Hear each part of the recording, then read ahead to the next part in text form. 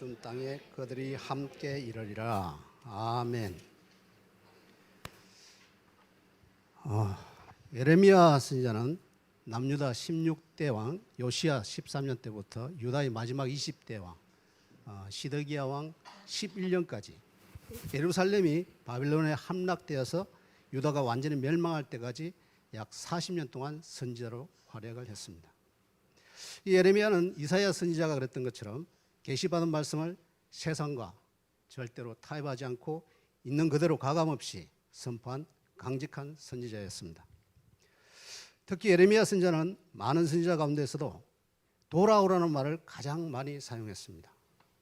오늘 우리가 읽고 있는 이 예레미야서 52장까지 보면 이 예레미야서에서만 125번이나 돌아오라고 하고 있습니다. 오늘 우리가 읽은 3장 또 4장에서만 20번을 사용하고 있습니다. 그만큼 3장과 4장은 이스라엘을 향한 예레미야 선지자의 강렬하고도 간절한 그런 호소라고 할 수가 있겠습니다. 오늘 설교 제목이 배역한 자식들아 돌아오라입니다. 돌아오라는 것이 핵심입니다. 이 하나님께서 이스라엘 백성들의 음행과 죄를 말씀하시는 이유는 지적하는 이유가 깨닫고 돌아오라고 하는 것입니다. 이 예레미야서 전체를 통해서 이 많은 수의 돌아오라는 말을 사용했던 것 자체가 돌아오기만 하면 너희들 다 용서하고 받아주겠다는 말씀입니다. 그러나 이스라엘 백성들은 그 가식적인 회개로 하나님을 기만했습니다. 하나님께서 애굽의 종살이에서 해방시키고 또 광야 40년 동안 베풀어 주신 그 이적들, 그러한 모든 것들을 잘 알고 있음에도 불구하고 하나님께서 살아계셔서 그들의 마음과 생각을 아시는 분이라는 것을 망각하고 있습니다. 그럼에도 불구하고 하나님은 또 돌아오기를 원하고 계십니다. 그럼 본문에 앞서 지난주까지 우리가 읽었던 3장 1절에서 10절까지 내용을 간단하게 살펴보면 유다 백성들이 바알과 아세라를 비롯해가지고 우상들을 돌아가면서 숭배하다가 하나님께로 돌아오겠다고 하는 것을 여인이 여러 남자들과 같이 음행을 하다가 첫 남편으로 돌아오는 것으로 비유하여 말씀하고 있습니다. 이사야 62장에서도 하나님께서는 유다를 뷸라라고 표현하고 이 뷸라라는 말은 결혼한 여인이라고 부르셨습니다. 결혼한 여인인데 하나님이 신랑이 되고 또 하나님의 백성은 신부가 된다는 것입니다. 이 유다 백성들에 대해서 굉장히 적나라하게 표현한 것들이 이제 3절, 4절 내용입니다. 산들에 나무가 없는 벌거숭이가 된 것을 음행을 저지르다 뒹굴어서 그렇다고 표현하고 있습니다. 이 산 위에서 우상 숭배하기 위해서 제단을 쌓았다가 허물고 또 산당을 지었다가 부수고 이렇게 해가지고 나무가 자랄 수가 없다는 그런 민둥산이 되었다는 것입니다. 그만큼 우상 숭배가 만연했다는 것을 보여주고 있습니다. 그러함으로써 징계를 받아서 단비와 늦은 비가 내리지 않게 되었다고 합니다. 이런 비는 씨를 파종하는데 농사를 짓는 데 있어서 씨를 파종하는데 절대적으로 필요한 비고 늦은 비는 결실을 맺는데 절대적인 비입니다. 이런 은총의 비가 내리지 않았습니다. 이 자연현상뿐만 아니라 백성들의 삶 속에 내리는 하나님의 이런 비의 은총과 늦은 비의 역사가 사라졌다고 표현하고 있습니다. 그러나 더 큰 문제는 상황이 이러함에도 불구하고 하나님을 섬기지 않고 우상 숭배하는 것이 부끄러운 것인지조차도 모르고 있다는 것이었습니다. 4절 5절에 보면 하나님께서 유다 백성들이 하나님을 아버지라 부르면서 어릴 때부터 친구와 같았다고 말하면서도 온갖 악행을 저지르고 있다고 한숨 쉬며 말씀하고 있습니다. 우상 숭배를 하는 유다 백성들을 보시고 하나님께서는 속이 터져서 가슴을 치시고 있는 그런 상황입니다.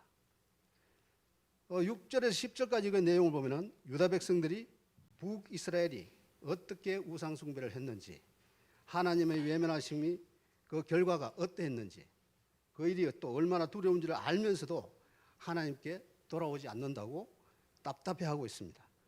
그런데 여기서 심각하게 한번 받아들여야 될 것이 예레미야 선지자가 이 말씀을 들을 때가 그 6절에 의하면 요시야 왕 때라고 되어 있습니다.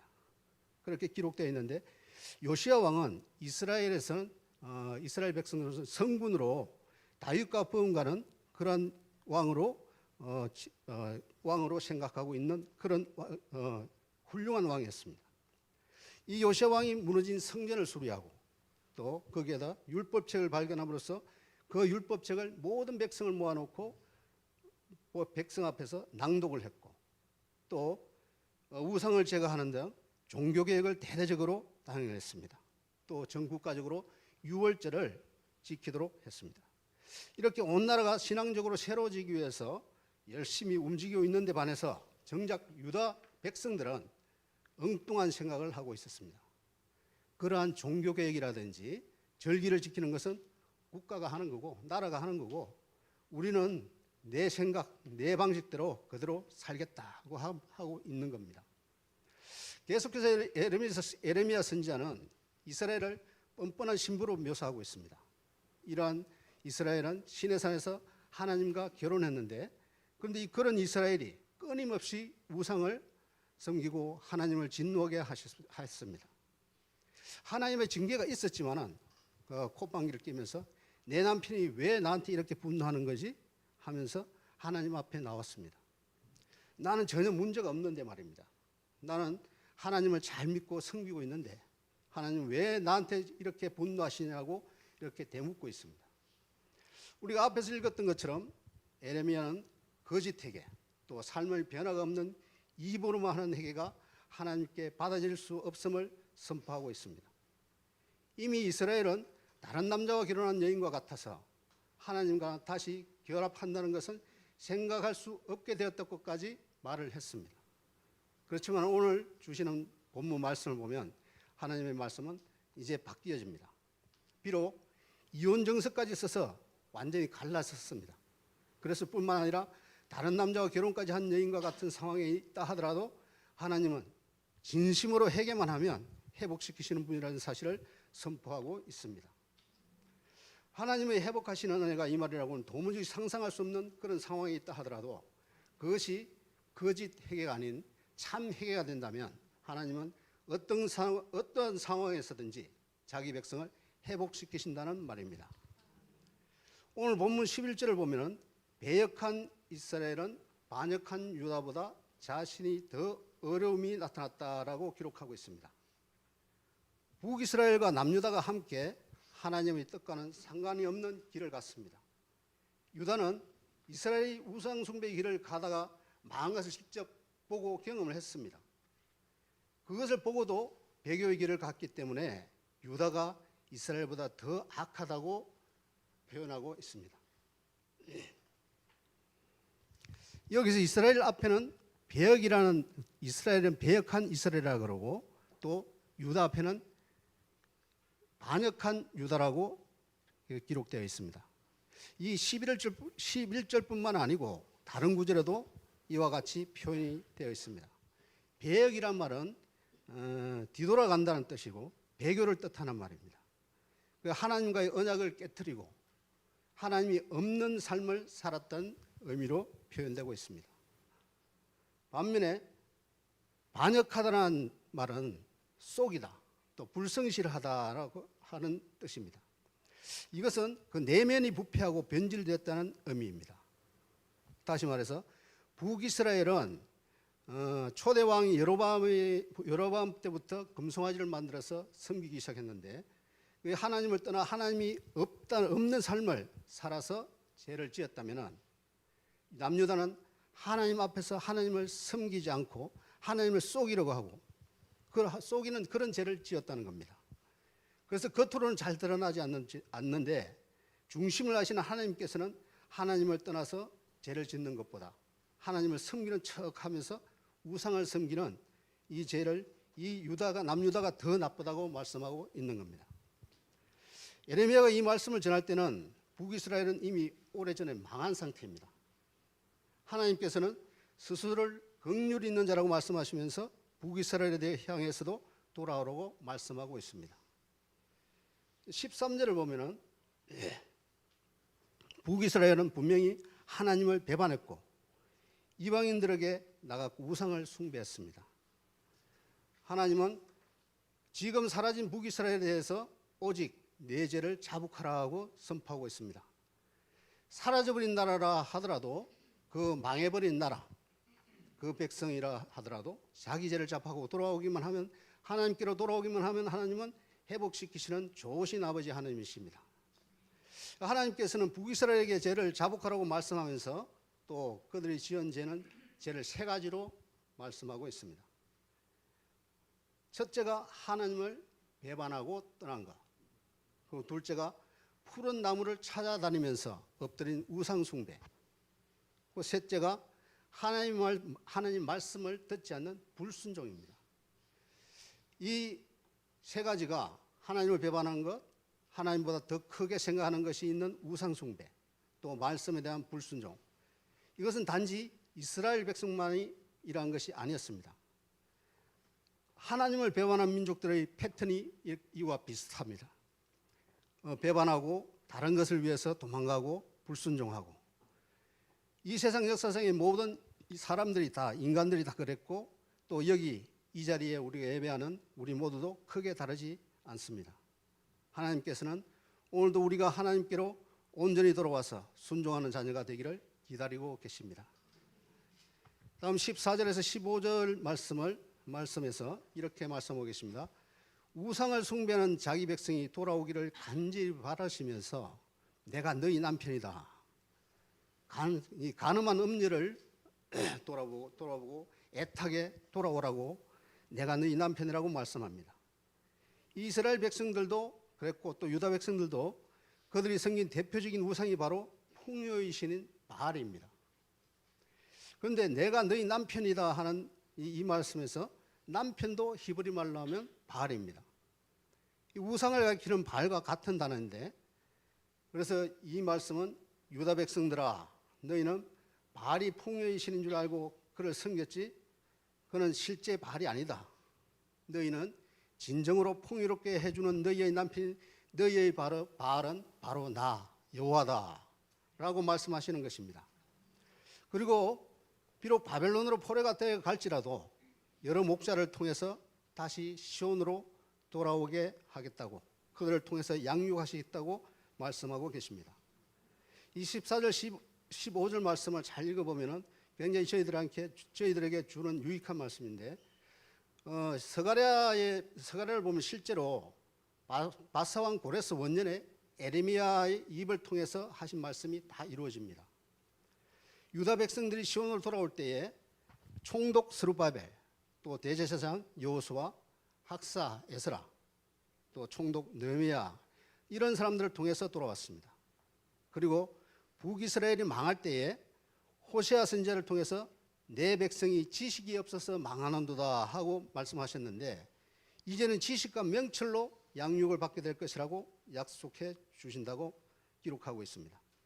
15절에 내 마음의 합한 목자, 이런 에레미야를 말하는데, 다시 우리가 여기서 다시 생각해보면 오실 예수님을 예표하는 내 마음의 합한 목자는 예수님을 예표합니다.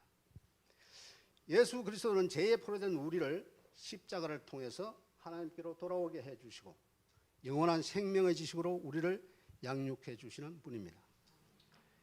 여기서 이스라엘의 회복은 하나님의 마음에 합한 목자들에 의한 지식과 명철로 양육을 받음으로 규정이 되고 있는데, 땅을 차지하고 또 강력한 군대를 소유하고 나라가 강성해지고 경제적 번영을 누리는 것이 아니라 하나님의 말씀이 제대로 선포되는 것이 바로 하나님의 나라입니다.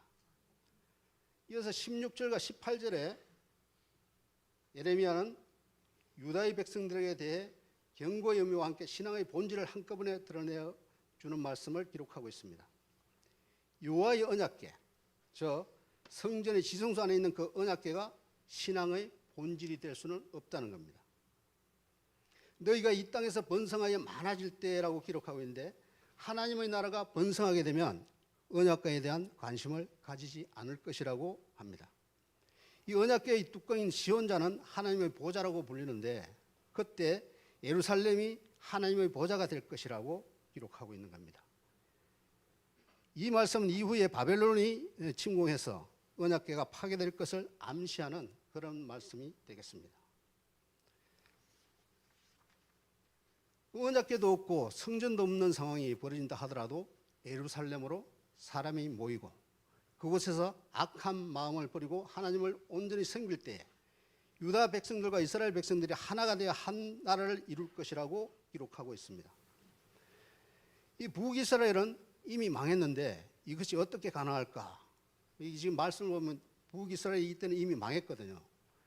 이것이 어떻게 가능할까 생각하지만 15절 말씀을 보면 한 성읍에서 한 명, 또 한 족속에서 2명, 즉 다시 말하면 소수의 믿음을 가진 사람들이 다시 하나님께로 모여와서 그 말씀 앞에 서고 또 하나님의 능력으로 그들로부터 시작된 새로운 민족이 세워질 것을 말하고 있는 것입니다. 실제로 이것은 우리 신약시대, 즉 지금 다시 말하면 복음 시대, 다시 말해서 현재 교회로 인해서 실현된 예언이기도 합니다. 예수님이 오셨을 때 그 땅에는 하나님께 배역한 유대인들과 과거에 북이스라엘 사람들이 이방인들과 혼혈된 사마리아인들이 존재했습니다. 실제로 우리가 알고 있는 그 사마리아인들입니다. 북이스라엘에. 물론 대부분의 사람들은 하나님께 배역했고 하나님의 아들인 예수 그리스도를 죽이기까지 했지만은 그 복음을 듣고 하나님께 돌아온 소수의 사람들에 의해서 하나님 나라는 회복되었습니다. 이때부터 하나님은 회복될 하나님의 나라가 가질 그 핵심, 회복의 구심점은 바로 혈통이 아니고 성전이나 언약궤가 아니고 하나님이 택하신 소수의 사람들이 하나님의 마음에 맞는 목자들을 통해서 지식과 명철로 양육을 받는 것, 그것이 바로 하나님의 나라의 회복이라고 말씀하고 있습니다. 예수님에 의해서 세워진 교회는 영토가 아니고 또 혈통도 따지지 않습니다. 성전이나 거룩한 기물도 가지지 않지만 오직 말씀 위에 서서 온 땅에 흩어져서 하나님의 영광을 드러내고 있습니다. 현재의 교회들이 다 그런 모습입니다. 오늘 말씀에서 우리는 아무리 크게 실패하고 다시 말하면 배반하고 도망가고 불순종했다 하더라도 전심으로 하나님께 돌아간다면 반드시 회복될 수 있음을 확인할 수 있습니다. 그리고 또 한 가지, 그 회복의 근거는 결코 혈통이나 영토나 건물이 아니라 하나님의 말씀에 있다는 사실을 확인하였습니다. 내가 믿는 가정에 태어났으니까 나를 회복시켜 주시는 것이 아니라 또 예배당을 자주 다닌다고 해서 열심히 다닌다고 해서 회복시켜 주시는 것도 아니고 오직 말씀의 진리 위에 섰을 때 회복된다는 사실을 기억하고 언제라도 돌이키기를 원하시는 좋으신 아버지 하나님을 기억하는 우리 성도들 모두가 되기 원합니다. 기도하겠습니다. 아버지 하나님, 이스라엘 자손들은 특별한 은총을 입은 민족이었습니다. 애굽에서 노예 생활을 하던 그들은